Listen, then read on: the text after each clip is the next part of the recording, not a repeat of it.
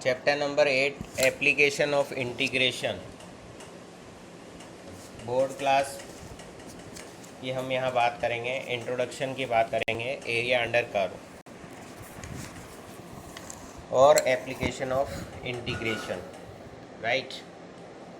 सो सबसे पहले हम यहाँ देख रहे हैं concept related to bounded area.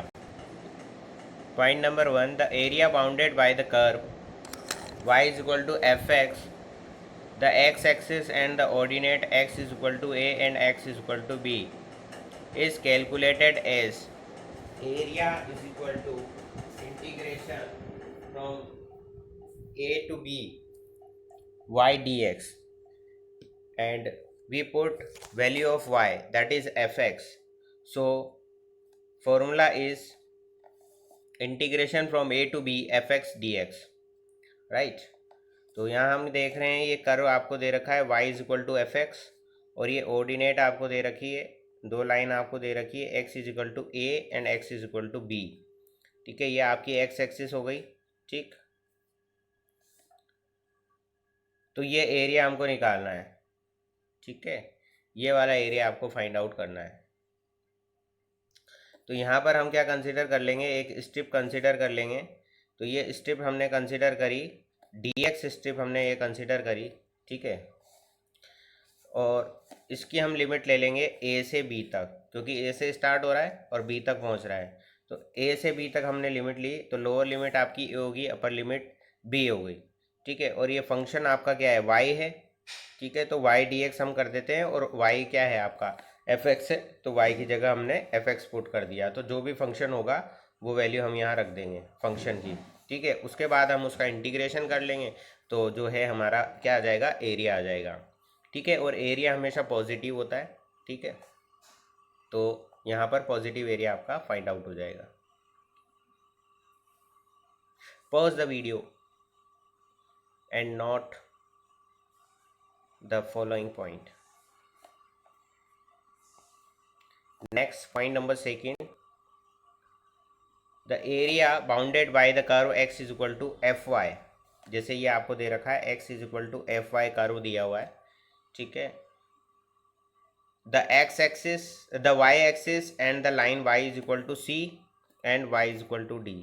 ये आपकी y एक्सिस होगी, ये y is equal to c हो गई आपकी लाइन, और ये y is equal to d आपकी लाइन होगी। ठीक है, और एरिया की बात हम कर रहे हैं, तो ये वाला एरिया हमको फाइंड आउट करना है। ठीक, तो वही लिमिट आप कहाँ से कहाँ तक ले लोगे, लिमिट आप लोगे c से d तक। ठीक है, फंक्शन आपका क्या है x, और ये आपका क्या आ जाएगा dy। आपने स्ट्रिप कंसिडर करी है यहाँ पर।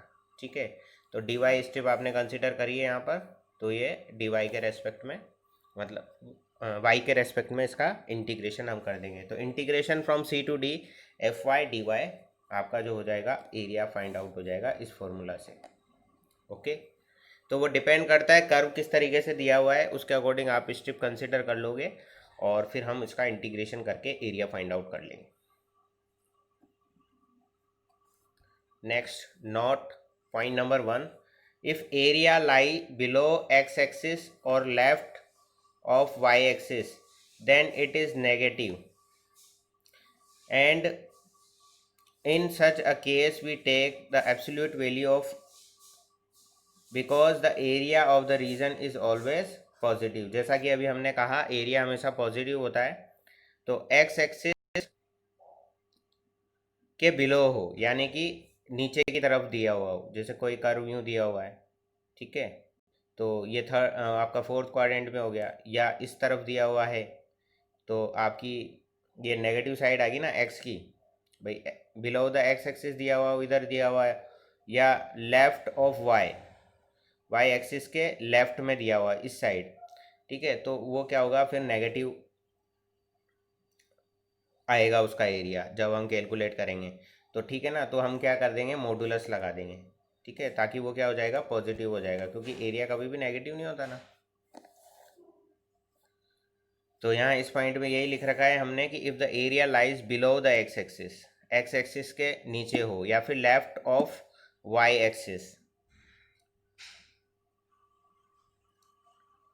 Then it is negative. In such a case we take its absolute value because the area of the region is always positive.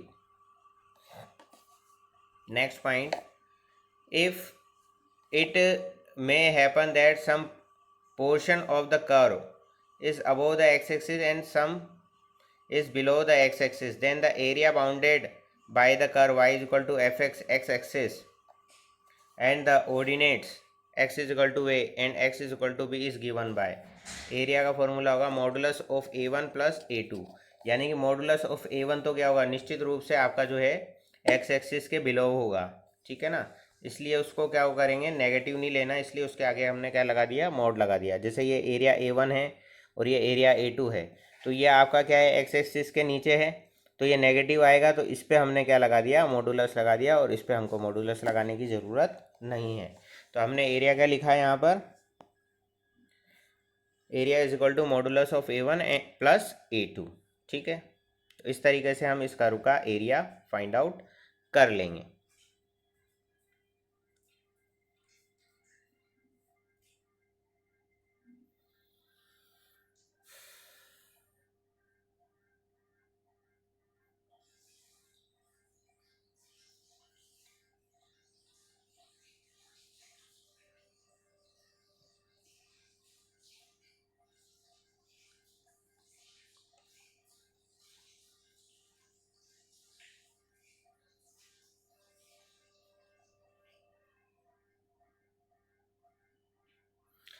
Next point, the area bounded by the two curves y is equal to fx and y is equal to gx such that 0 less than equal to gx less than equal to fx for all x belongs to a comma b.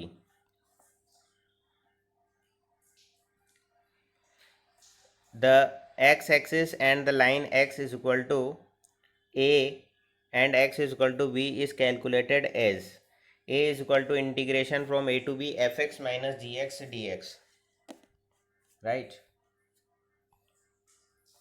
जैसे आप diagram से समझें, y is equal to f x ये curve दिया हुआ है और y is equal to g x ये कर्व दिया हुआ है, ठीक है। तो ये कर्व, ये ordinate x is equal to a, x is equal to b, और ये x एक्सिस के जो बीच का जो एरिया है ये वाला, ठीक है। इसमें से हमने क्या करा, ये कर्व, ये ऑर्डिनेट, ठीक है, और ये x एक्सिस का ये वाला एरिया हमने माइनस कर दिया। तो हमने क्या करा, एफ एक्स में से जी एक्स को माइनस कर दिया, तो ये वाला एरिया कैलकुलेट हो जाएगा, ये वाला एरिया, ठीक है। ये हमारे पास कौन सा एरिया कैलकुलेट हो जाएगा, ये वाला एरिया कैलकुलेट हो जाएगा, यही हमको कैलकुलेट करना था। तो इसका फॉर्मूला इन्होंने क्या बनाया, इंटीग्रेशन ए से बी तक, ये ए से बी तक जा रहा है, ठीक है, और एफ एक्स माइनस जी एक्स हम कर देंगे, ठीक है, और डी एक्स कर देंगे। तो इससे हमारा क्या आ जाएगा, ये वाला एरिया फाइंड आउट हो जाएगा, राइट। सिमिलरली फोर्थ वाला जो है आपका, the area bounded by the two curves x is equal to f y and x is equal to g y such that 0 less than equal to y g y less than equal to f y for all y belongs to c comma d, right. इस interval में होना चाहिए y की value, the y axis and the y is equal to c and y is equal to d then is calculated as area integration from c to d fy minus dy dy। अब आप देखें, ये इस तरीके से ये जो curve दे रखे हैं, x is equal to g y, x is equal to f y, right. So here ये कर्व और ये आपकी ordinate x is equal y is equal to c, y is equal to d, और ये आपकी y axis, इसके बीच का area निकाल लेंगे। फिर क्या करेंगे, ये वाला कर्व और ये वाला एरिया आ गया y एक्सिस, और ये आपकी y is equal to c और y is equal to d के बीच का एरिया, ये वाला हम इसमें से सब्सट्रैक्ट कर देंगे, ठीक है। तो कौन सा एरिया निकल जाएगा आपका, ये वाला एरिया फाइंड आउट हो जाएगा, ठीक है। तो इसके लिए हमने क्या फॉर्मूला यूज़ में लिया है, this formula we can use here, right.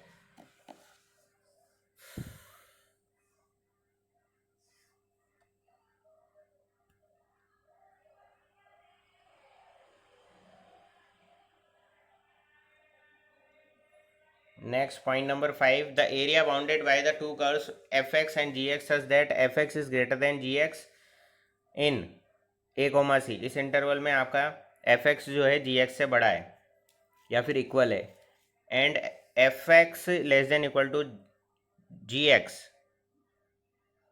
In c comma d, इस इंटरवल में ये एफ एक्स जी एक्स से छोटा है, और a is less than c is less than b is calculated as, इसकी अगर हम बात कर रहे हैं तो हमारा फॉर्मूला ये होगा। अब हम यहाँ पर क्या कर रहे हैं, जैसे यहाँ पर हमने कर्व देखा, ये तो है आपका एफ एक्स, ये आपका है जी एक्स, तो यहाँ पे एफ एक्स बड़ा है जी एक्स से, तो एफ एक्स माइनस जी एक्स हमने कर दिया, कहाँ से कहाँ तक, ए से सी तक, और सी से बी तक क्या है आपका, जी एक्स ऊपर आ रहा है और एफ एक्स नीचे आ रहा है, तो जी एक्स माइनस एफ एक्स आप यहाँ करोगे सी से बी तक में, ठीक है। तो सेम वही कंसेप्ट हमने यहाँ यूज़ में लिया है कि ये वाला जो एरिया है कंप्लीट, इसमें से हमने ये वाला एरिया घटा दिया, तो ये वाला एरिया बच जाएगा हमारे पास, ठीक है। सिमिलरली यहाँ पर भी हमने क्या करा, इस वाला एरिया में से, ठीक है, ये वाला एरिया हमने घटा दिया, ठीक है। तो कौन सा एरिया बच गया हमारे पास, ये वाला एरिया बच गया, ठीक। अब हमने क्या करा, यहाँ पर दोनों एरिया निकाल लिया, एक तो ये वाला एरिया निकाल लिया और एक ये वाला एरिया निकाल लिया। अब इन दोनों एरिया को हम क्या कर देंगे, ऐड कर देंगे, क्योंकि टोटल एरिया पूछा है ना ए से बी तक, तो टोटल एरिया पूछा है, तो ये वाला एरिया और ये वाला एरिया हमको कैलकुलेट करना था, तो हमने यहाँ पर क्या करा, दोनों को ऐड कर दिया, तो इस तरीके से ये फॉर्मूला हमारे पास आ जाएगा, ठीक। तो हमने इसका बेसिक सीख लिया चैप्टर नंबर 8 का, कि किस तरीके से हमको इसके क्वेश्चंस को करना है, ठीक है। 5 मार्क्स का क्वेश्चन आएगा ये बोर्ड एग्जामिनेशन में, पैटर्न इस बार चेंज हो गया है, ठीक है। तो